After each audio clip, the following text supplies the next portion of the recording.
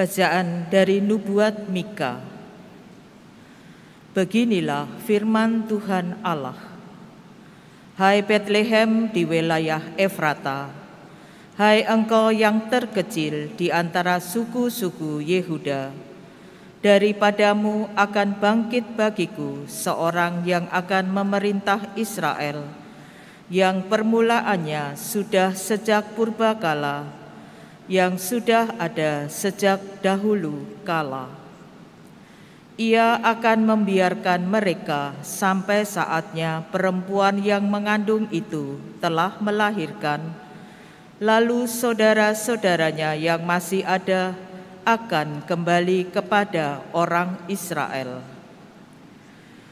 Maka ia akan bertindak dan akan menggembalakan mereka dalam kekuatan Tuhan, yaitu dalam kemegahan nama Tuhan Allah mereka.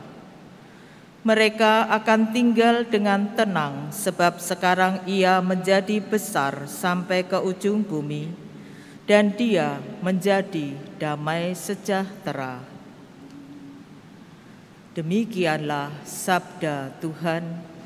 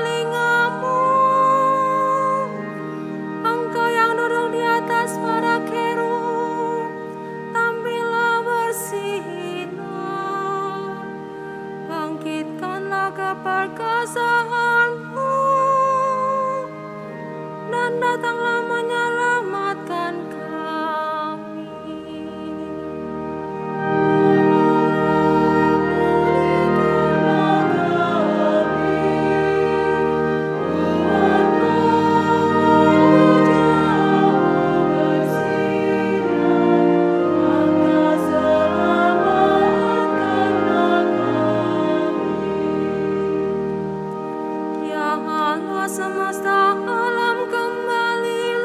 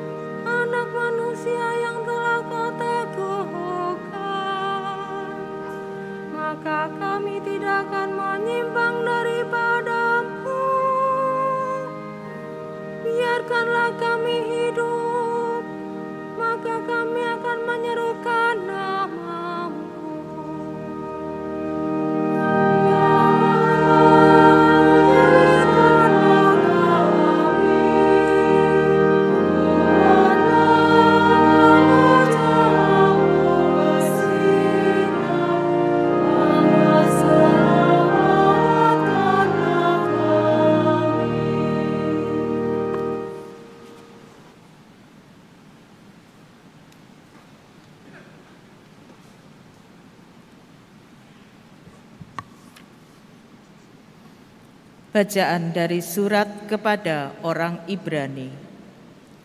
Saudara-saudara, ketika Kristus masuk ke dunia, Ia berkata, "Kurban dan persembahan tidak Engkau kehendaki. Sebagai gantinya, Engkau telah menyediakan tubuh bagiku. Kepada kurban bakaran dan kurban penghapus dosa, Engkau juga tidak berkenan."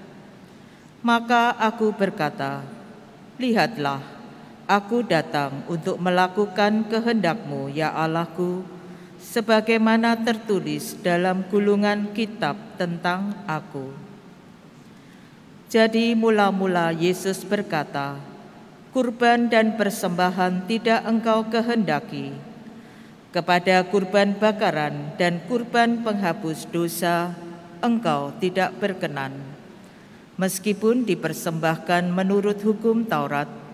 Dan kemudian Ia berkata, "Lihat, aku datang untuk melakukan kehendak-Mu."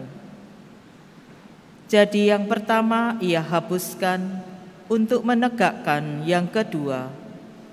Dan karena kehendak Allah inilah kita telah dikuduskan satu kali untuk selama-lamanya oleh persembahan tubuh Yesus Kristus. Demikianlah sabda Tuhan.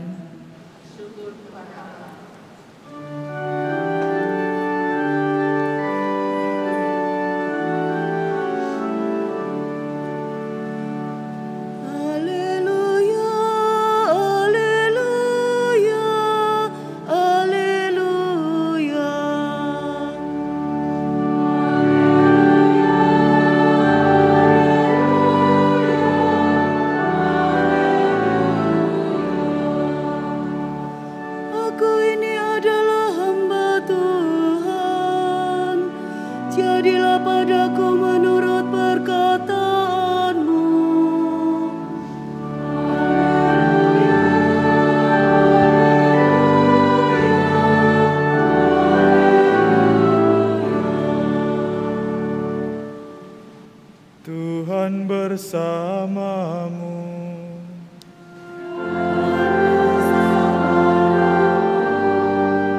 Inilah Injil suci menurut Lukas.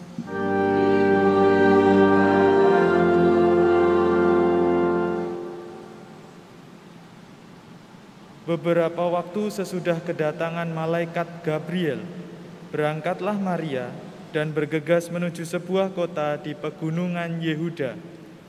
Di situ ia masuk ke rumah Zakaria dan memberi salam kepada Elisabet.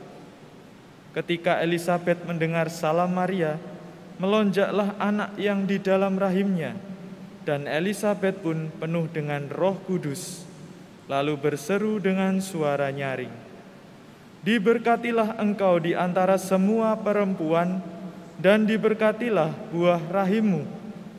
Siapakah aku ini, sampai ibu Tuhanku datang mengunjungi aku? Sebab sesungguhnya ketika salammu sampai di telingaku, anak yang di dalam rahimku melonjak kegirangan. Berbahagialah ia yang percaya, sebab firman Tuhan yang dikatakan kepadanya akan terlaksana." Demikianlah sabda Tuhan.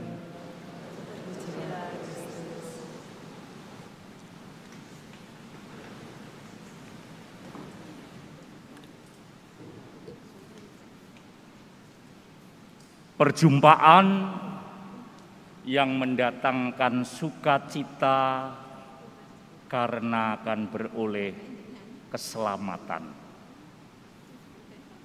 Saudara-saudara terkasih, pekan Advent yang keempat mengajak kita untuk bersukacita dalam perjumpaan dengan banyak orang. Apalagi jika perjumpaan itu membawa ke arah keselamatan hidup manusia, tentu harus ada sukacita. Sebab sebahagianya kita kalau kita tidak beroleh keselamatan. Untuk apa? Yesus berkata kepada kita, apa gunanya engkau memperoleh seluruh dunia, tetapi kau kehilangan hidupmu?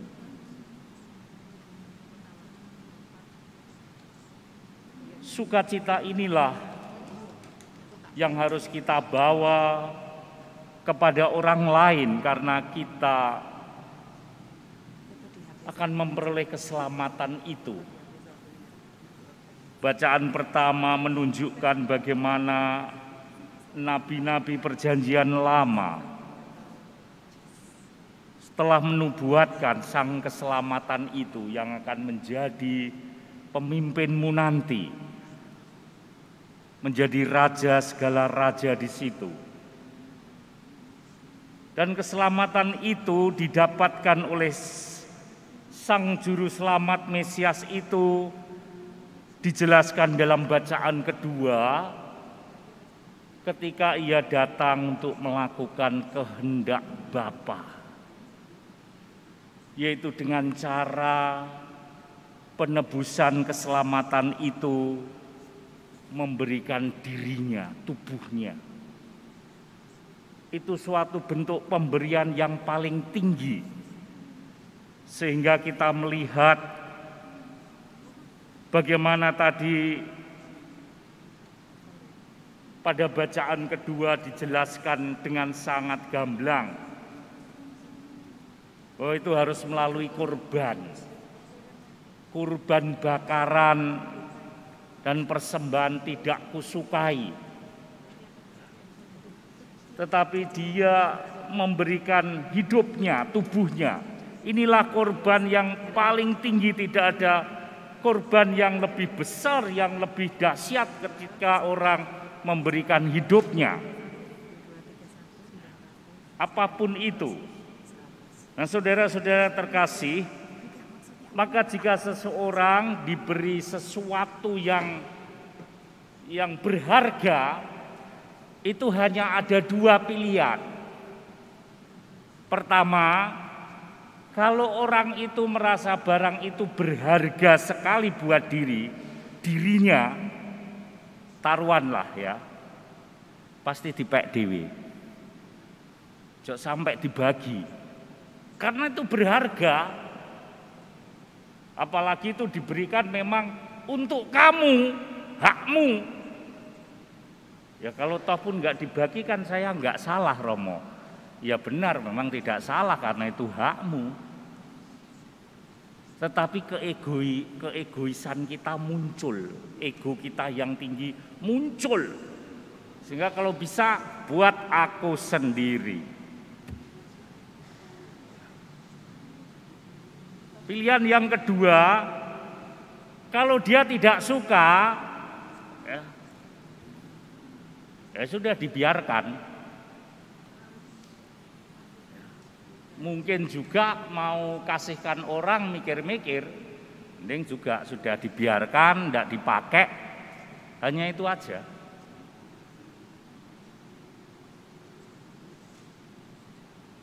Kalau seperti ini, maka keselamatan itu tidak akan sampai kepada orang.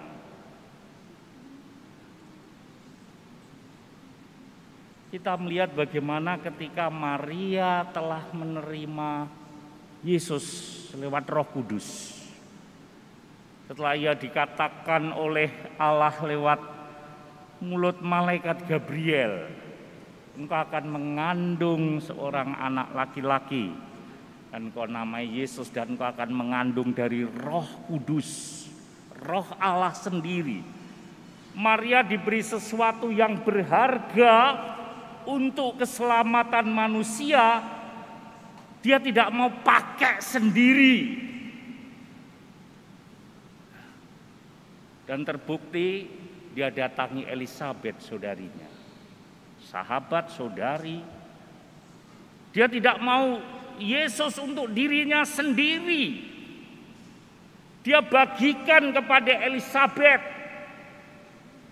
Sehingga dari tadi dia yang menerima itu sendirian, Lalu dia datang ke Elisabet, sampaikan bahwa Sang Juru Selamat ada di dalam rahimku. 3 orang terberkati. Elisabet, dia bersukacita sehingga dia berkata, siapakah aku ini sampai ibu Tuhanku datang mengunjungi aku. Yang kedua, berkat itu bertambah kepada anak yang ada di dalam rahim Elisabet, melonjak kegirangan. 1 sekarang menjadi 3, Trinitas. Dan yang ketiga adalah ayahnya, Zakaria. Setelah mendengar itu, Zakaria bisa berbicara. Tadinya dia diam ketika melihat karya-karya Allah, dia tidak percaya engkau nanti akan mempunyai seorang anak laki-laki. Dia tertawa sehingga dia bisu sampai kelahiran Yohanes Pembaptis. Saudara-saudara, kita pun juga adalah penerima warta keselamatan ini. Kita telah menerima Yesus. Itu sesuatu hal yang berharga karena Yesus satu-satunya juru selamat. Apakah engkau mau pakai sendiri itu Yesus? Dia datang untuk seluruh bangsa, untuk semua bangsa. Penebusannya juga untuk seluruh bangsa. Bukan untuk pribadi, bukan untuk satu bangsa, bukan untuk satu suku. Sekalipun kita tahu Yesus berasal dari Yahudi, tetapi keselamatan itu bukan hanya untuk orang Yahudi, tetapi untuk semua orang. Saudara-saudara, sudahkah kita juga menjadi penyalur rahmat keselamatan Allah ini kepada orang-orang yang kau jumpai? Atau engkau ingin bahwa keselamatan itu hanya untuk dirimu? Coba bayangkan kalau Anda mendapat kebahagiaan, keselamatan, suamimu, istrimu, anakmu, orang yang kau kenal baik tidak selamat, adakah hatimu tidak mengalami kesedihan? Yesus tidak ingin bahkan berkata, tak seorang pun yang telah engkau berikan, jangan ada yang binasa. Tetapi ketika pertimbangan-pertimbangan insani, kedagingan kita datang, enggak, kemarin aku disakiti sama dia kok nyimut, kok enak. Dia menanamkan, meninggalkan luka yang paling dalam di dalam hidupku.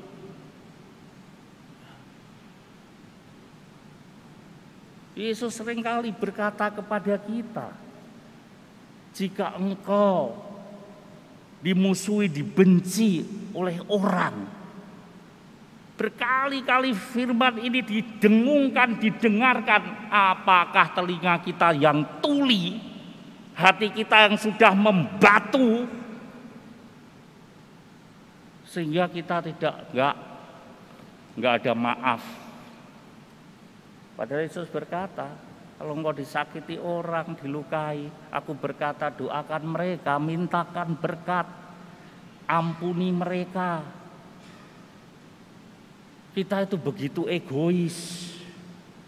Kita berdoa Bapa kami berkali-kali, tetapi setiap kali orang bertemu selalu berkata, saya sakit hati Romo, saya tidak bisa mengampuni Romo. Sementara engkau doa Bapa kami berkali-kali, Bapa kami yang di surga, ampunilah aku seperti kami mengampuni. Engkau minta pengampunan dari Allah, tetapi engkau sendiri tidak mau memberikan pengampunan. Tidak ada gunanya doamu. Berapa kali kita terluka terus menerus. Dan setiap kali Anda terluka, dan Anda tidak mau membereskan, mengampuni, Anda semakin merasakan sakit setiap hari. Ditusuk-tusuk, bahkan itu melebihi kalau Anda kena cancer stadium 4. Sudahlah, pelihara terus itu rasa sakitmu. Anda setiap hari akan merasakan sakit yang luar biasa. Engkau tidak bisa tidur, makan tidak enak, naik mobil yang mewah pun rasanya kayak ditusuk jarum. Itu karena salahmu sendiri. Yesus sudah katakan berkali-kali, ampunilah. Engkau minta ampun kepada Tuhan, tapi engkau sendiri tidak mau mengampuni. Egois. Sang Juru Selamat datang dalam hidupmu, tapi engkau tidak mau bagikan kepada orang lain. Saudara-saudara, pekan Advent keempat mengajak kita untuk menjadi kabel yang indah. Jadilah kabel yang terindah.